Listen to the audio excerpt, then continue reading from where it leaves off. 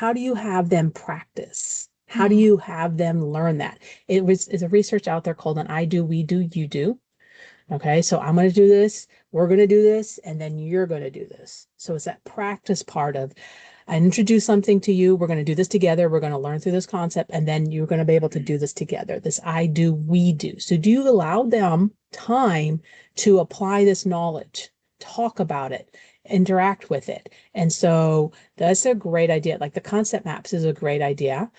Shelley, I think there's some other activities that we talked about. There we go. Oh, yeah.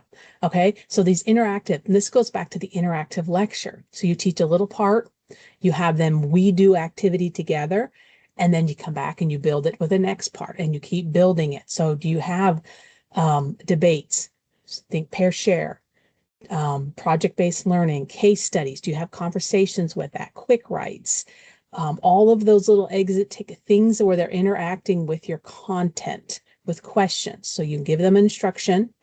Again, you do not want to talk the whole time. By having them interact with each other, you are relieving some of the extra burden upon yourself. You're giving them time to learn from each other. So these interactive activities, again, based on your time, you can have that practice time really, really long. You can have it really, really short, depending on what you're teaching and how you're flowing with the class.